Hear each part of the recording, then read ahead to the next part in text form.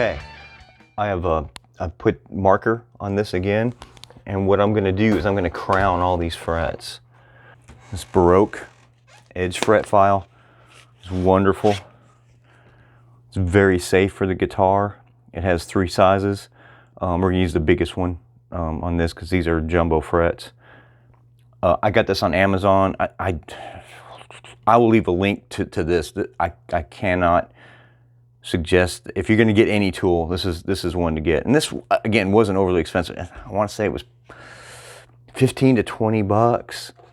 I do have another one here that I got that is less expensive, and it works okay, but it takes much longer. I mean, I can do it in half the time with this. So I suggest these wholeheartedly. Now, this is completely round, so it is safe for your guitar. When I first started, everything I did, I taped the entire neck. I don't do that anymore, but I suggest, I'm not saying you shouldn't. It's probably a good idea to do that. I just don't. And this, if you're careful, is not going to hurt anything. I am going to do this without any tape. Again, if you're not accustomed to doing this, I would suggest you use tape or a guard. And I'll show you when I need it. But what I want to see here is this turning into a very thin line of marker, because we're going to try to make these dome shaped again. And you can see I did almost nothing, almost no pressure. That one's already done. This takes almost no time with this tool. I'm telling you, it's fantastic. And I'm not positive on that price, but I will, I will send or put a link below. And again, if you use any of these Amazon links, you do not pay anything extra. It does help the channel, and I really appreciate it. But I'm not going to put a link to anything that I don't personally like and don't personally use, unless it's just something that someone asked me about and they want to know. But everything I'm linking to is stuff that I've bought and I use.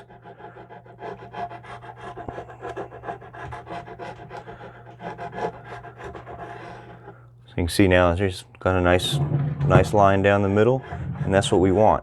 And then when we polish them,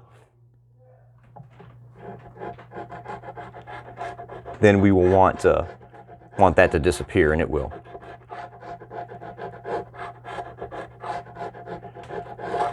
So I'm going to do this for every single fret. And I'm not going to make you watch it, because it's going to be boring.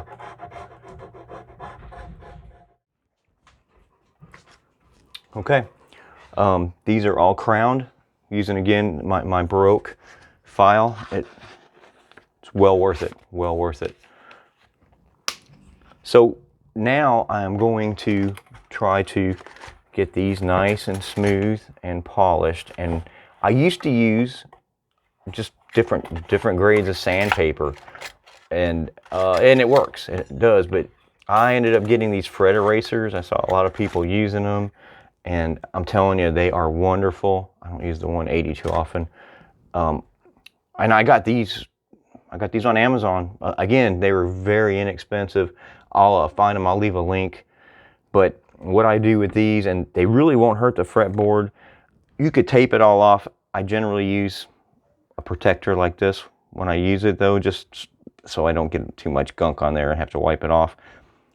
These are also cheap. If I can find a link to these, I'll let you know. Sometimes you can get them in a whole package, but you can make these out of a beer can or a soda can or something too. I mean, I have, and they'll work fine. All I'm doing with this is the 400.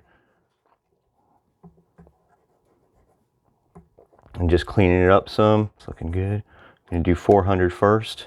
And again, we're not putting a lot of pressure because we've already got these where we want them. All we want to do is get these frets feeling as smooth as possible. So when Jet's doing his big bends and melodic solos, etc., he doesn't have any hang up, and everything just sounds smooth and nice. And again, this is, I know isn't exciting. This is just one of those jobs that's a little tedious. I generally just crank up some music. Well, I usually do it really early in the morning, so I wouldn't say crank. Put some music in, rifle preferably, and work on guitars early in the morning. All right, you can see this, how quickly this works. These fret erasers are just great. I mean, they really are. And they're safe. I like that. I like safe. And I think right here I'll have to switch to the little one. All right, I'm going to go through that all again with the 1000. I'm not going to make you watch it. Okay, so now we're going to polish these up. We have used our 400 and our 1000 fret erasers. I'm going to use a little bit of steel wool for this. Again, I am not taping anything up other than the pickup. I just use this protector. I mean, I won't even use this whole piece of steel wool, but I think steel wool just does a great job on these frets. So, as I said, I've been using it forever. It'll make them nice and smooth. And again, you don't have to put a lot of pressure on it. You know, I put a little bit on just to make sure it's, you know, nice and polished. The main thing is you don't want to get it in your electronics or anything. Well, your pickup specifically. And since your pickup, of course, is magnetic, it will attract this stuff, which is why I just keep your pickup taped until you get everything cleaned off, and until you clean off your surface here too. I use a yoga mat, by the way, on my workbench. Works great, and it's real easy to clean. All I do is, you know, vacuum it, sweep it off, take it off, shake it. Yoga mats aren't expensive either. I mean, I don't get a good one, so I even have a backup just in case I spill stuff on it. Can't go wrong. Keeps the guitar safe, and also in my favorite color here, green. When you switch to the smaller one, you just want to make sure you don't have a lot of overhang. You don't want to necessarily get it on the board. Now, you can use steel wool to clean a really dirty board. But this we don't really need it. This board is, you know, it's not perfect, but it's not anything like that. We're going to clean and condition it when we're done. All right. We are in pretty good shape here. Because I get rid of everything.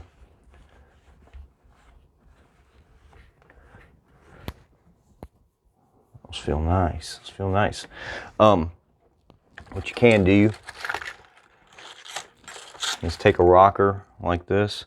It goes over 3 frets, you know, and check, see if you have any high spots. This is, you know, not necessary, but it's a good thing. You don't have to have this. You can use a credit card, but you just don't want it to click, you know. All right, now everything looks pretty good. I just kind of spot check it. Now, the good thing about this is, you know, as you get smaller, this has smaller ends. So if you use a credit card, you need to get an old one that you can cut, so you have a small end. But you just want to go over 3 frets, you know, and if it's called a rocker, because if you hear anything, it'll make a noise, and it shouldn't rock. They should all be the same height. So we're in good shape there. So the next thing that I'm going to do here is just kind of clean and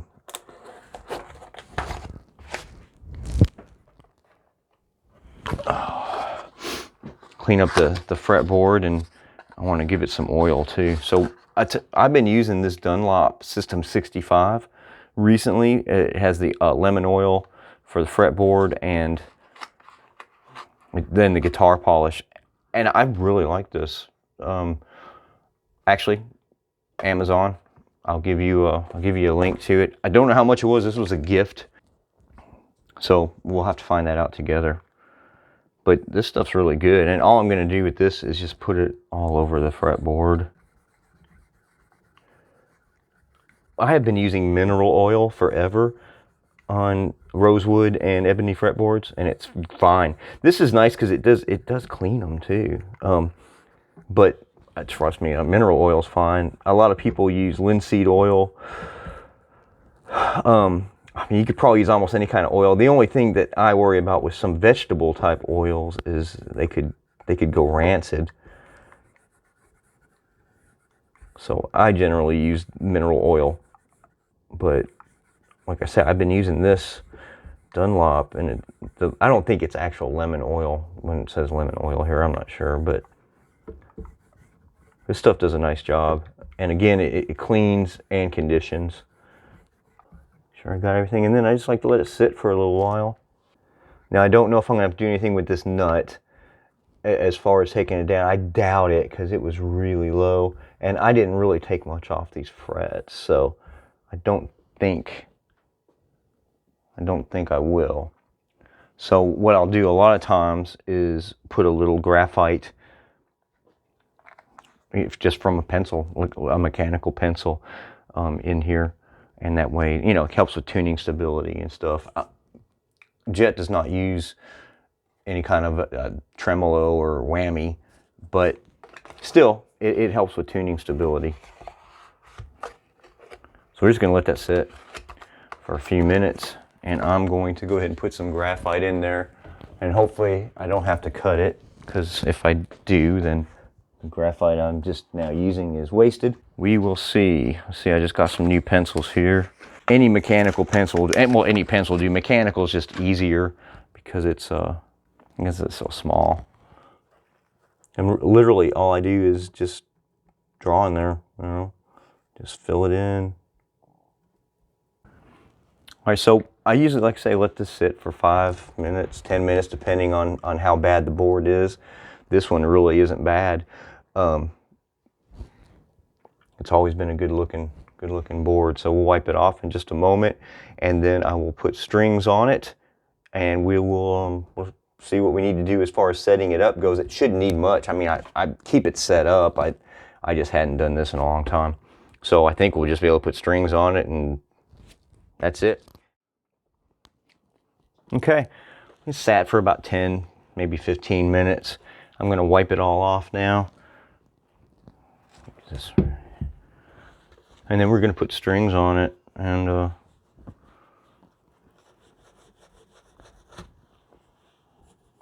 tune it up. Hopefully we won't need to do anything else. The intonation and everything was pretty spot on before this. So again, I don't think we'll need to do much, but you never know.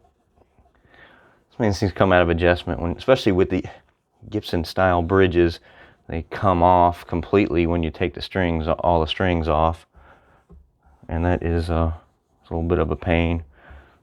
So it could take some of it out of adjustment. We'll find out.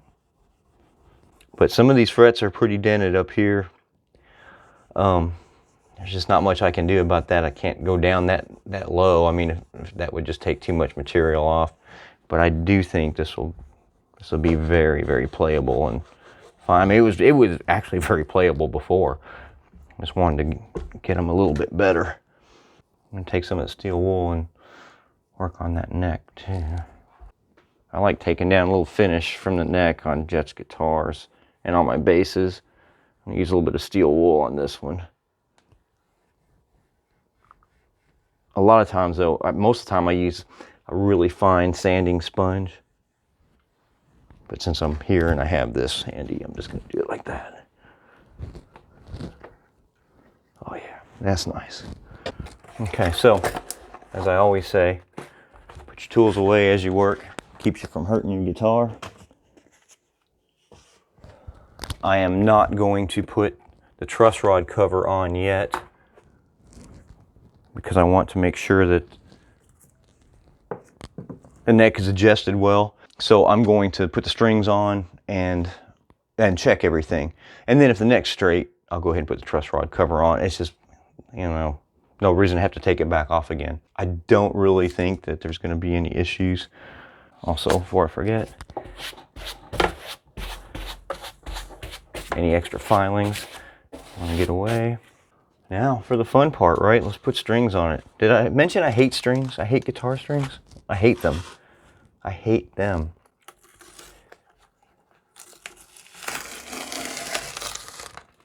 Like, I'll do almost anything to a guitar and enjoy it. I just wish I could pay someone to put the strings on them for me. All right, let's see here. So what I'm gonna do with this, I'm gonna put all the strings in at once. I'll show you, it just makes it easier. And these are 10s, 10 through 46. That's what Jet uses on all his guitars.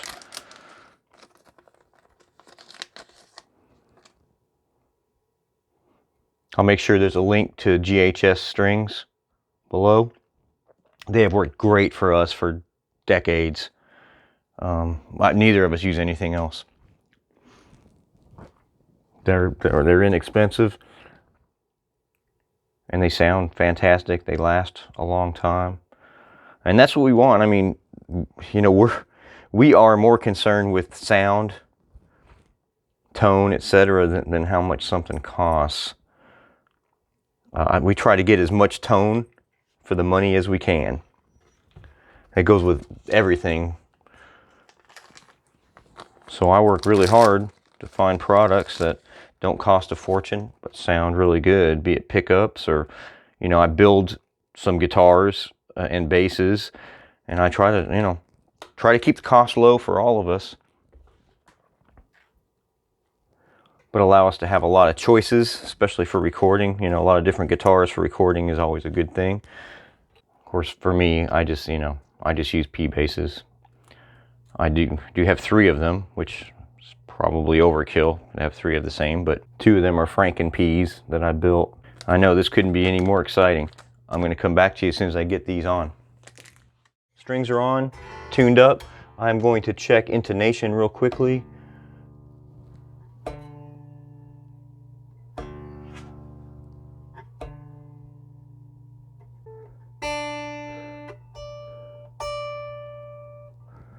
All right, and I will check it again later after this sits for a while.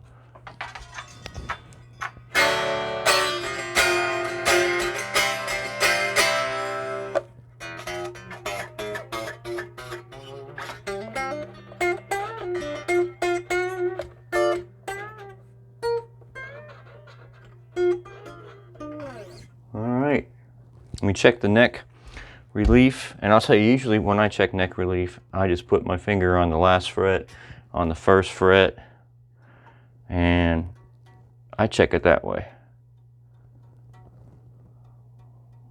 I think we're good.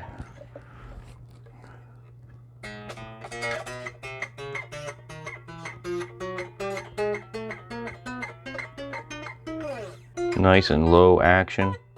I'm going to cut off the strings ends now. I never cut these off until I know I don't have to take them back off. So I always suggest don't cut your string ends until the end, the very end of your project. Made that mistake before, and sometimes it's hard to get them back the right way if they're not full length. And I'm going to put this truss rod cover back on because I don't think I'm going to have to mess with that at all. And I am calling this guitar finished. Came out really well. Again, those 2 frets in particular have some dents in them, but it doesn't seem to affect playability. And I have, you know, played with plenty of dents and frets before. These truss rods on Gibsons, not much to them, just 2 screws. They're much easier to put on and take off without strings, but again, I don't put it back on until I'm done, so the strings are on, and it makes it a little bit of a pain, but we're gonna make it happen.